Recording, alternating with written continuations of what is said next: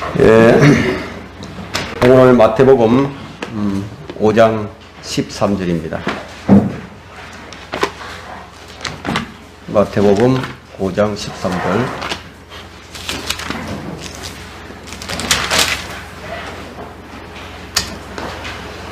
제가 받들어 읽겠습니다. 너희는 땅의 소금이라. 그러나 소금이 그 맛을 잃으면 무엇으로 짜게 하리요? 쓸모 없어진 소금은 내어버려져 사람들의 발에 밟힐 뿐이니라. 오늘 이 주제는 맛을 내지 못하는 성도. 이제부터 계속되는 이 말씀들 역시 복에 관련된다는 사실을 염두에 두시고 들으셔야 합니다. 행함이 없는 믿음은 이 죽은 믿음이듯이 이 몸의 행실은 매우 중요합니다. 주님은 이 몸의 행실을 이 소금으로 비유하셨는데 이제 맛을 내는 데 있어서 가장 중요한 것이 바로 소금이기 때문입니다. 모든 사물에는 그 특징과 이 속성이 있기 때문에 이 사물을 대할 때 그것에 대한 원리와 핵심을 꿰뚫어 보는 통찰력은 반드시 필요합니다. 그런 의미에서 보면 주님께서 왜 소금을 비유로 말씀하셨는지 쉽게 이해할 수 있습니다. 지금은 이제 소금이 이제 귀하지 않은 시대지만 염전이 거의 없었던 그런 시대가 있었죠. 그 시대에는 이 소금만큼 가치 있는 것이 없었어요. 소금은 언제나 귀한 것입니다.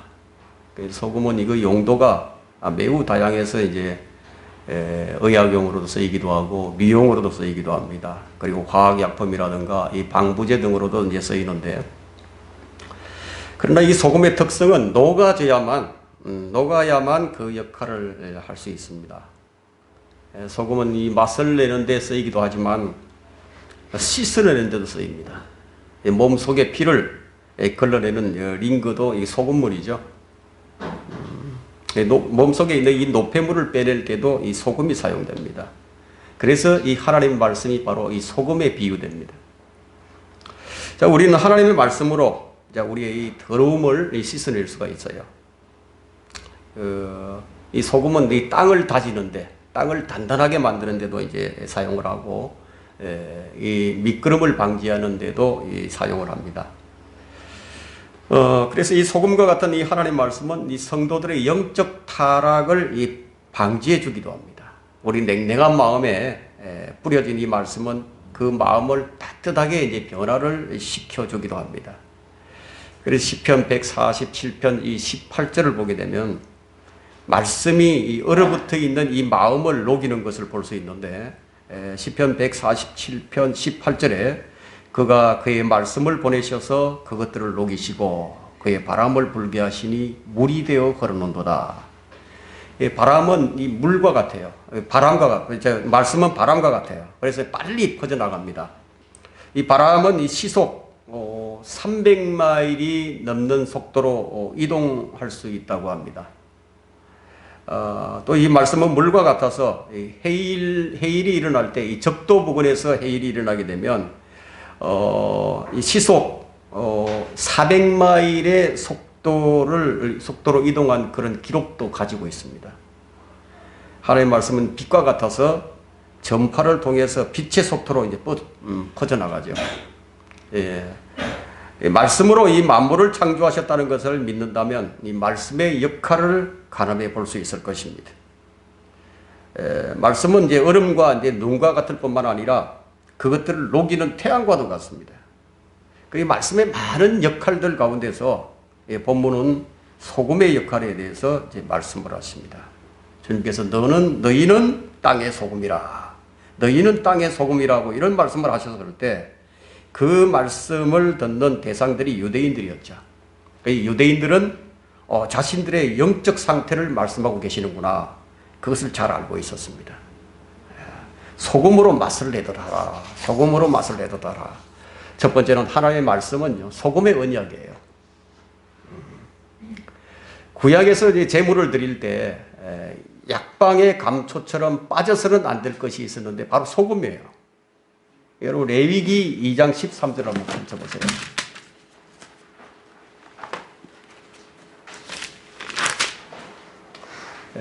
레위기 2장 13절에 음식 제사의 모든 헌물은 소금으로 간을 맞추되 너는 네 하나님의 언약의 소금을 네 음식 제물에 부족하지 않게 할지니 너는 네 모든 제물과 함께 소금을 드릴지니라.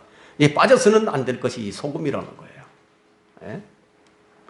예? 우리가 주님께 드리는 입술의 제물인 찬양, 또 기도, 감사, 고백 등에도 반드시 소금이 뿌려져야 합니다.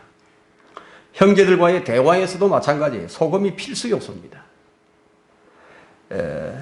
골로새서로 한번 넘어가서 골로새서 4장 6절 한번 펼쳐보세요. 골로새서 4장 6절에는 너희의 말이 항상 은혜와 더불어 있게 하고 소금으로 맛을 내도 달아. 이는 각 사람에게 어떻게 대답해야 하는가를 알게 하려는 것이라. 우리는 이 소금의 소중함과 또 그 가치와 그 역할을 통해서 소금의 이 영적 의미를 파악할 수 있는 거예요. 주님께서 비유로 말씀하실 때마다 그 비유하는 사물의 속성과 특성, 원리의 핵심을 깨뜨려 보는 그 통찰력에 우리는 이 경이로움을 표하지 않을 수가 없습니다. 특히 이 사역자라면 말을 항상 조심을 해야 합니다. 맛을 내지 못하는 그 말은 하지 않는 게 좋죠. 인신공격을 한다거나 또 잘 알지도 못하면서 이 실명을 거명하며 이 공개적인 비난을 하는 것은 맛을 낼 줄 모르는 설교자들이나 하는 짓입니다. 청주에 있는 어떤 설교자가 저를 인신공격한 적이 있는데, 비난하는 것이야 얼마든지 수용할 수 있지만 성경 해석이 잘못되었다고 비난한 것에 대해서는 바로 잡고 가야 되겠기에 그의 주장에 대해서 제가 성경적 반박을 하려고 합니다. 문제가 된 것은 제가 3월 22일 주일 설교에서 마태복음 18장 17절에 나오는 교회가 회중이라고 한 것이 이제 문제가 되었는데, 여기서 이 교회가 회중이 아니라는 거예요. 그의 주장이 회중이 아니라 사도라고 이렇게 주장을 했습니다. 자, 여러분들이 이제 마태복음, 이렇게만 주석 성경을 가지고 있다면은 마태복음 18장을 한번 펼쳐보세요. 마태복음 18장, 그 펼쳐보시면은 15절에서 20절까지가 단락이 지어져 있거든요. 그 단락의 주제가 15절 바로 위에 뭐라고 되어 있죠? 지역교회 회중 안에 있는 문제들에 대한 해결이라고 되어 있죠. 그죠? 자, 그 교회가 누구를 의미하는지를 지금 알 수 있는 것이죠. 자, 이 마태복음 18장 17절을 한번 보세요. 그래도 그가 말을 듣지 아니하거든 교회에다 말하고 교회의 말도 듣지 아니하거든 그 사람을 이교도나 세리와 같이 여기라. 만일 그의 주장대로 이 교회가 사도라고 한다면 어떤 문제가 발생하게 될 거예요? 우리 성경으로 한번 확인을 해봅시다. 이 성경 해석은 성경으로 푸는 것이 가장 정확하죠. 그 예수님께서 교회를 처음 언급하신 것이 마태복음 16장이에요. 16장 18절을 한번 보세요. 16장 18절에 나도 너희에게 말하노니 너는 베드로라. 그리고 이 반석 위에 내가 나의 교회를 세우리니 라고 했죠. 자, 지금 미래 시제로 말씀하고 계십니다. 지금 당장이 아니라 앞으로 교회를 세우시겠다는 것이죠. 그러면 이 교회가 언제 세워졌죠? 사도행전 2장에 가서야 세워지죠. 그죠? 만일 그의 주장대로 교회가 사도라면, 자, 이 교회 대신에 사도를 한번 대입해 봅시다. 자, 그럼 이 반석 위에 내가 나의 교회를 세우리니, 여기에 이 반석 위에 내가 나의 사도를 세우리니, 말이 됩니까?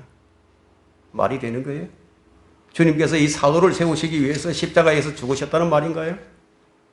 이것이 말이 되는 소리예요?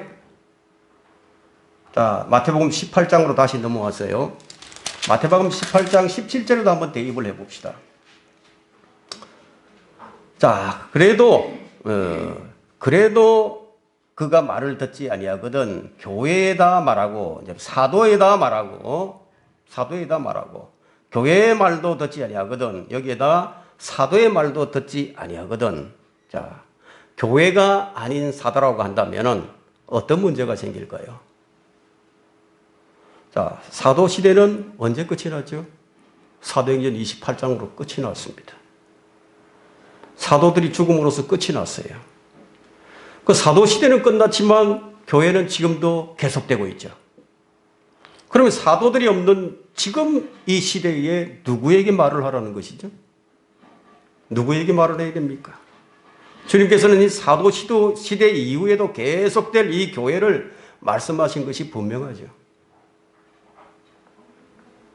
20절을 보시게 되면요. 18장 20절에 두세 사람이 내 이름으로 함께 모이는 곳에는 나도 그들 가운데 있느니라. 지금 회중들을 가리키고 있죠.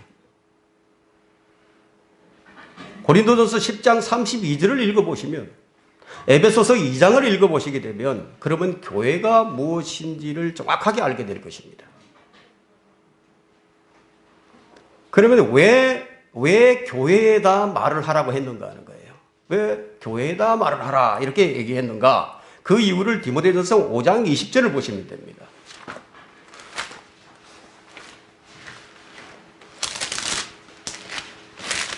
디모데전서 5장 20절을 보게 되면 범죄한 자들은 모든 사람들 앞에서 모든 사람들 회중이에요. 모든 사람들 앞에서 책망하여 다른 사람들을 두려워하게 하라. 자, 지역교회는 거듭난 사람들이 모이는 어느 지역에 모인 모임을 가지고 얘기하는 거죠. 지역교회 회중 안에는 잘못을 범하는 일들이 일어날 수가 있어요. 자, 이럴 때 어떻게 그 문제를 처리해야 할지를 주님께서 미리 말씀해 주신 것이 바로 이 마태복음 18장에 나오는 18장 17절의 말씀이에요. 그가 또 주장한 한 가지 오류가 또 있는데요. 회중들 가운데는 영적 미숙아들도 많이 있기 때문에 그들에게 물어봐서는 안 되지 않느냐. 자, 이런 주장을 했습니다. 그러면 고린도전서 6장 4절로 한번 가봅시다.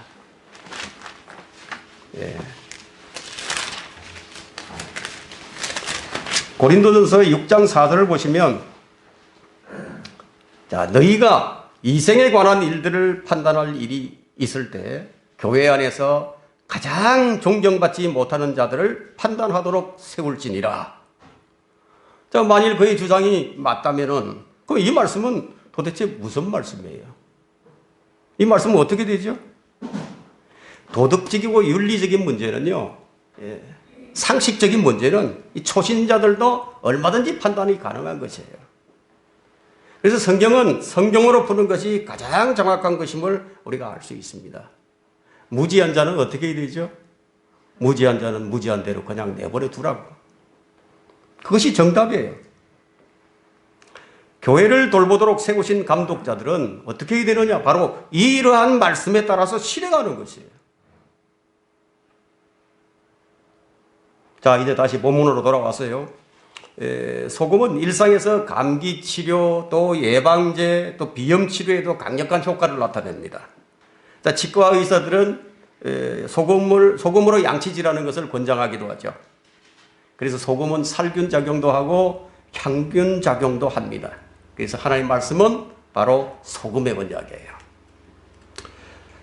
민수기 18장 19절은 여러분 찾지 마시고요. 제가 읽겠습니다. 이스라엘 자손이 주께 바치는 거룩한 것들에서 모든 들어올리는 제물은 내가 너와 함께 있는 내 아들들과 내 딸들에게 영원한 규례로 주었나니 그것은 주 앞에서 너와 내 자손에게 영원한 소금의 언약이니라. 하나님 말씀이 바로 영원한 소금의 언약이에요. 자, 주님께서 주신 말씀을 우리 마음에 담아둘 때 자, 그 말씀이 우리 혼을 깨끗게 해줍니다. 또 영적 그 유해물들로부터 우리를 안전하게 보호받게 해줍니다. 하나님 말씀은 죄를 제거하고 막아주죠. 누군가가 이런 말을 했어요. 성경이 여러분을 죄로부터 보호해 주든지 아니면 죄가 여러분을 성경으로부터 보호해 주든지 둘 중에 하나라 이런 말을 했습니다. 자, 이렇게 말할 수 있는 것은 바로 하나님의 말씀이 소금의 언약이기 때문이에요. 자, 70년, 80년 전만 해도요, 어떤 사람이 이제 부정한 사람이 집에 왔다 갔다 그러면 대문 밖에다 소금을 뿌리는 그런 풍습들이 있었어요. 매우 미신적인 것 같지만 이 소금 속에 있는 이 소독작용이나 이 방부작용에 대해서 어느 정도 알고 있었던 겁니다. 이런 풍습을 우리는 또 재판관계에서 찾아볼 수가 있는데요. 재판관계 9장 45절인데 아비멜렉이 그날 종일 그 성읍을 대적해 싸워서 그 성읍을 취하고 그 안에 있는 백성을 죽이고 성읍을 파괴시키고 소금을 뿌리니라. 소금을 뿌렸어요. 이 부정한 것을 제거하는데 소금이 사용됐습니다. 언약의 말씀은 부정한 것들을 제거해 줍니다. 욥기에 보면요, 소금이 없이 싱거운 것을 먹을 수 있겠느냐? 또한 달걀의 흰자위가 무슨 맛이 있겠느냐? 소금이 없이는 음식에 맛을 낼 수 없다는 얘기예요. 마찬가지로 우리가 하나님의 말씀을 전할 때 소금으로 간을 쳐서 맛을 내게 해야 합니다. 그 말씀을 어떻게 전하느냐에 따라서 듣는 사람들에게 지대한 영향을 미치기도 합니다. 소금은 맛을 내고 또 썩음을 방지해주고 보존하는 역할을 해줍니다. 채소에다 소금을 뿌리면 어떻게 되죠? 풀이 죽고 절여지죠. 그래야 김치를 담그죠. 자, 하나님의 말씀이 마음에 들어올 때 이 마음속에 이제 혈기가 막 끌어올랐는데 그것이 죽어요. 혈기가 죽어요. 육신의 정욕이 죽고 탐심이 죽게 됩니다. 자, 우리는 소금으로 맛을 내듯 해야 합니다. 자, 소금은 무엇인가? 누구를 지칭하는 것인가? 두 번째는 세상의 소금은 유대인들입니다. 유대인들이 세상의 소금이에요. 오늘 본문이 너희는 땅의 소금이라. 그러나 소금이 그 맛을 잃으면 무엇으로 짜게 하리요? 쓸모 없어진 소금은 내어버려져 사람들의 발에 밟힐 뿐이니라. 성경의 해석에 있어서 또 중요한 것이 있는데요. 시제와 대상입니다. 시제와 대상이 매우 중요합니다. 성경 해석의 오류가 어디서 나오느냐? 시제와 이 대상을 잘못 아는 데서 시작이 됩니다. 일반적으로 이 사람들은 이 소금이 이 그리스도인들이라고 생각을 합니다. 그런데 주님은 분명히 이 유대인들을 지금 대상으로 말씀하고 계시죠. 듣는 대상이 그리스도인들이 아니라 유대인들이에요. 세상에는 많은 민족들이 있지만 하나님의 율법을 지닌 유일한 민족은 유대인들이에요. 유대인들 뿐입니다. 유대인과 유사한 민족조차도 존재하지 않습니다. 유대인들의 특권이 무엇입니까? 그 독특한 유대인들의 특권은 참으로 많이 있지만 첫째, 하나님의 말씀이 유대인들에게 맡겨졌어요. 로마서 3장 1절과 2절에는 그렇다면 유대인이 더 나은 점이 무엇이냐? 모든 면에서 많으니 무엇보다도 그들에게 하나님의 말씀이 맡겨졌음이니라. 이 유대인들과 비교할 수 있는 민족은 단 하나밖에 없어요. 하나도 없어요. 단 하나도 없어요. 비교할 수 있는 민족이 없어요. 유대인들을 그럼 독특하게 만들어준 것이 무엇이냐는 겁니다. 바로 하나님 말씀이에요. 하나님 말씀이 유대인들을 독특하게 만들어줬습니다. 하나님은 어떤 민족에게도 이같이 행하지 않으셨어요. 둘째는 구원이 유대인에게서 나왔습니다. 요한복음 4장 22절에는 너희는 너희가 알지 못하는 것을 경배하고 우리는 우리가 경배하는 것을 아노니 이는 구원이 유대인에게서 나왔기 때문이라. 구원은 하나님 한 분밖에 하실 수가 없죠. 하나님 한 분만이 구원하실 수 있습니다. 그 구원이 유대인에게서 나온 거예요. 그 유대인에게서 하나님이 태어나신 거예요. 예수 그리스도시죠, 그분이. 그 이외에도 유대인들이 낳은 점은 이루 헤아릴 수 없이 많습니다. 인류의 구원자가 유대인에게서 나왔어요. 자, 이렇게 뛰어오는 민족인데 이렇게 뛰어난 민족인데 소금의 역할을 하지 못하게 되면 어떻게 되느냐 하면 쓸모가 없어져서 사람들에게 밟히게 됩니다. 여기서 우리는 이 성경의 어법의 중요성을 우리는 배워야 합니다.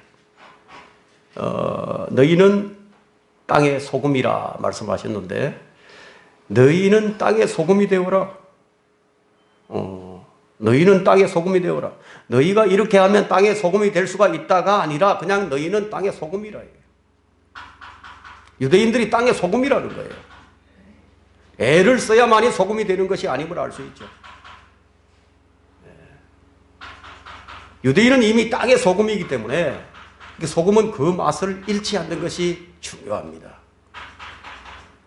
그런데 그리스도인은 땅의 소금이 아닙니다. 그럼에도 소금이 되려고 한다면 참 어리석은 짓을 하는 것이죠.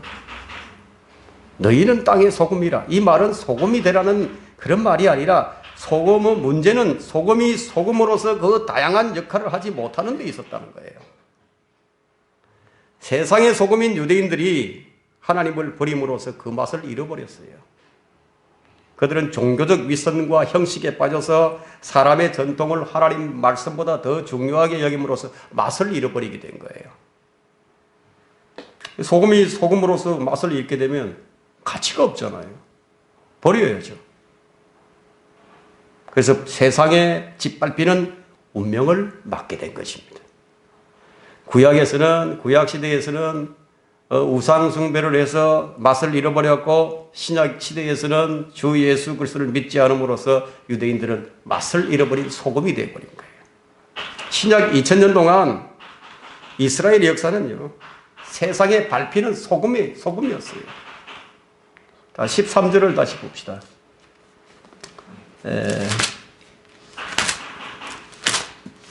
마태복음 본문으로 돌아와서 이제 13절 다시 봅니다.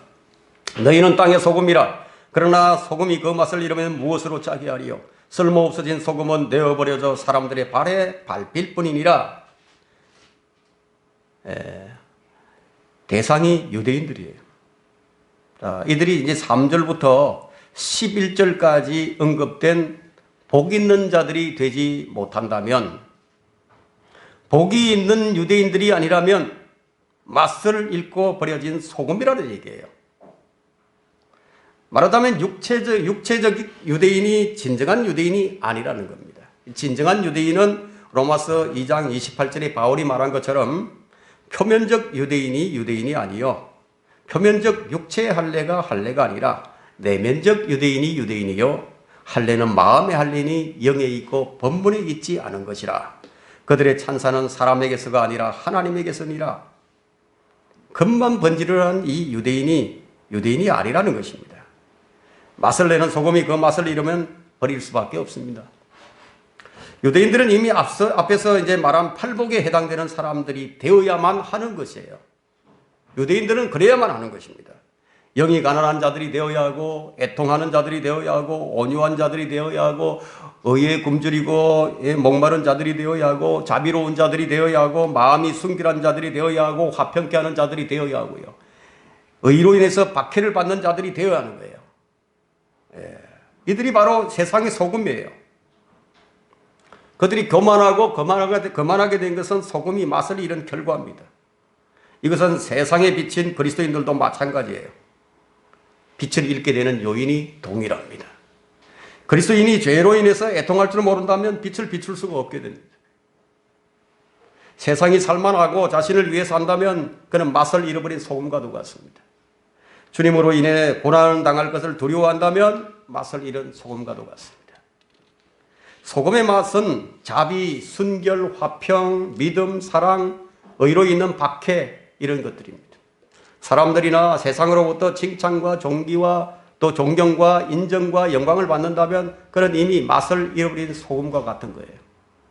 주님께서 복 있는 자들이라고 말씀하신 대상은 세상에 소금을 두고 한 것입니다. 빛이 어둠을 밝히듯이 소금은 홀로 맛을 내는 것이 아니라 음식물에 들어가야 맛을 냅니다. 예. 필요할 때는요, 아주 끓는 물에다 집어 던져줘야 되고, 또 상처난 환부에다 뿌려줘야 하고요. 소금을 필요로 하는 것은 화려한 것이 아니에요. 대부분 어둡고 더럽고 힘들고 어려운 것이에요. 이 소금이 들어감으로써 병은 고쳐지고 더러운 것은 깨끗해지고 맛을 내지 못하던 것이 간이 맞춰지는 거예요. 자, 이런 사례들을 우리가 성경에서 한번 찾아본다면 열왕기하 2장 19절 한번 보겠습니다.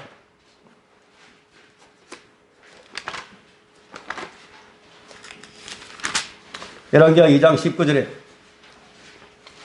그때 그 성읍의 사람들이 엘리사에게 말하기를 내가 청하오니 보소서 내 주께서 보시는 바와 같이 이 성읍의 위치는 아름다우나 물이 쓸모없으므로 땅이 벌모진이다 하더라. 엘리사가 말하기를 새 그릇에 소금물을 담아 내게로 가져오라 하자 그들이 그것을 그에게로 가져오니 엘리사가 물들의 원천에 나가서 소금을 던지며 말하기를 주께서 이같이 말씀하시니라. 내가 이 물들을 치유하였으니 이제부터는 죽음이나 불모의 땅이 다시 있지 아니하리라 하더라.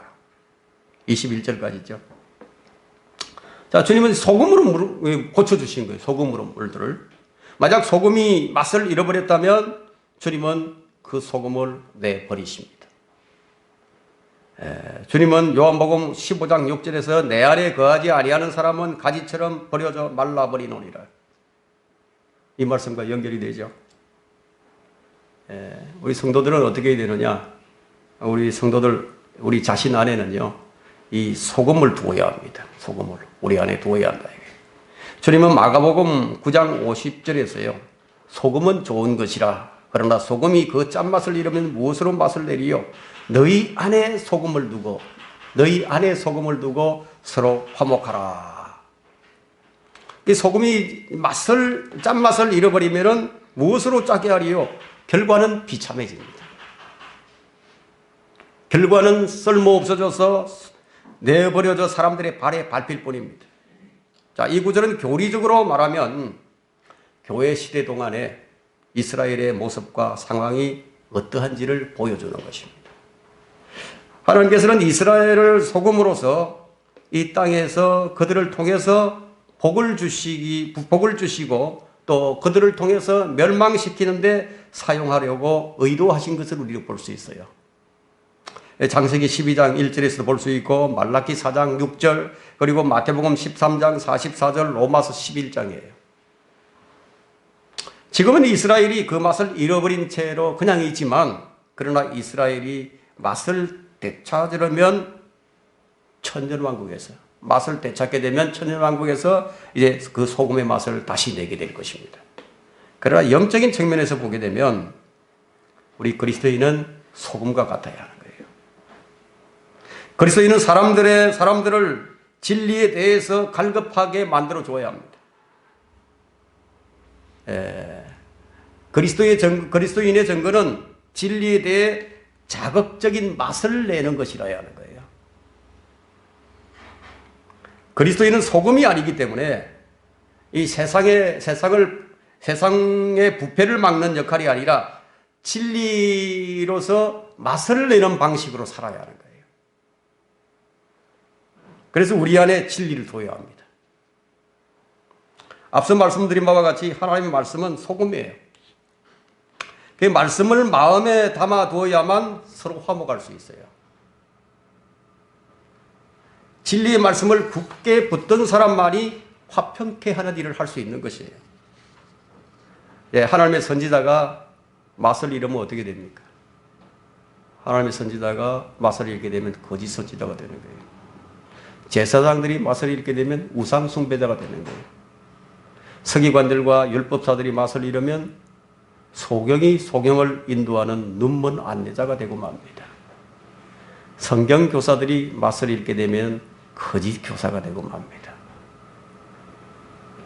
주님을 증거하는 이 사역자들이 맛을 잃게 되면 세상에는 더 이상 맛을 내는 소금이 없게 되어버립니다.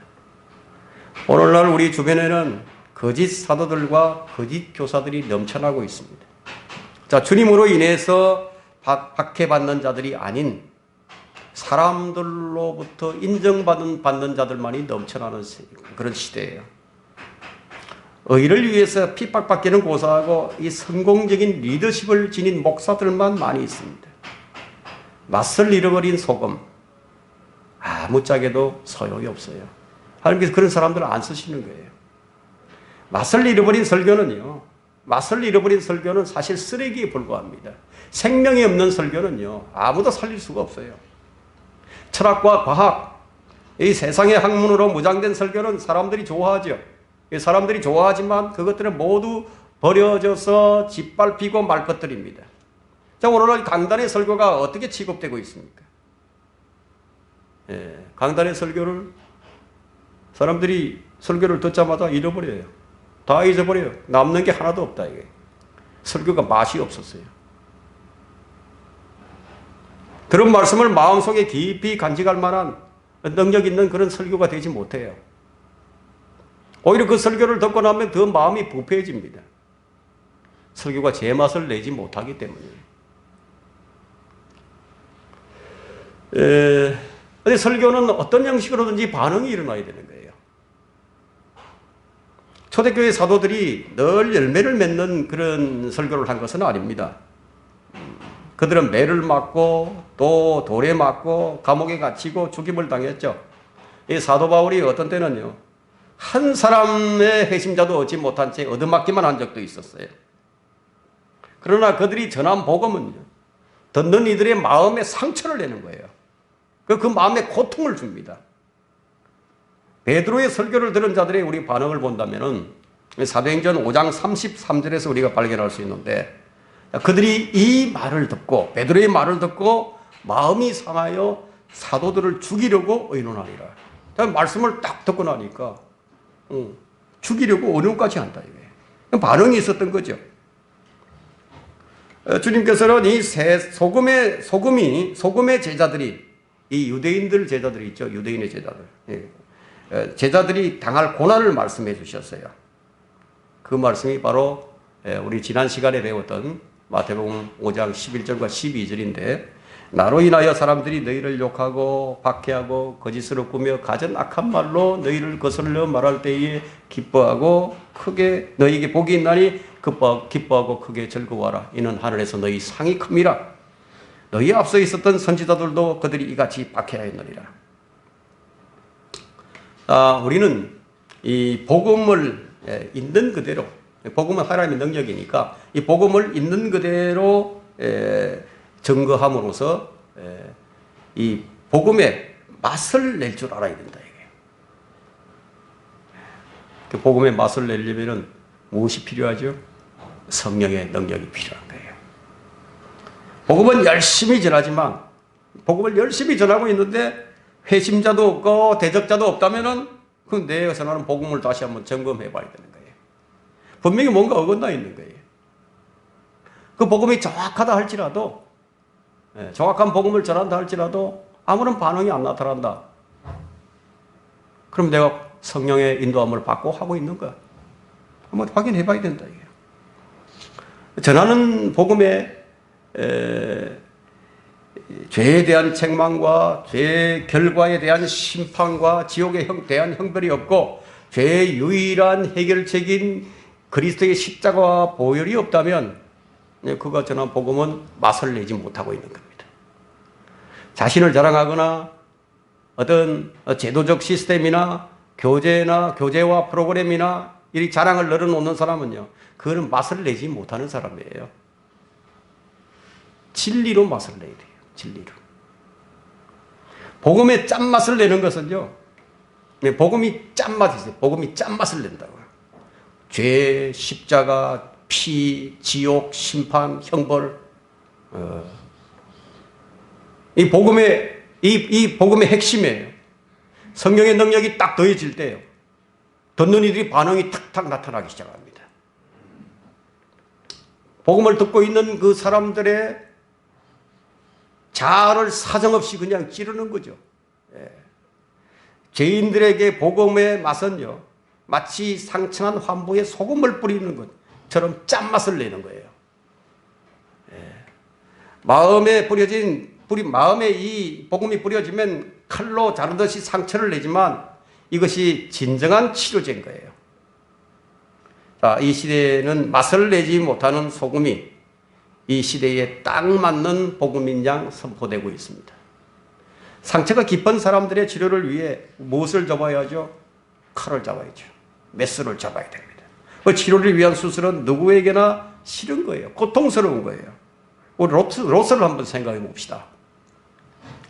그는 사위들에게 분명히 하나님의 말씀을 전했어요. 안전한 것이 아니에요. 전했어요. 근데 그가 전한 내용이 틀렸거나 오류가 있었던 것도 아니에요. 그러나 이 롯의 사위들은 롯이 전한 그 말씀을 어떻게 여겼죠? 사위들이 이 롯이 농담하는 줄로 알았다 이거예요.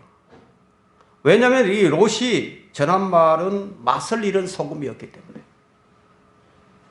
평소 이 롯의 행실에 문제가 있었던 거예요. 롯의 사위들이 너무 완고해서 그렇다고 말할 수 있어요. 그러나 롯이 전한 복음이 칼이 아닌 플라스틱 칼이었어요.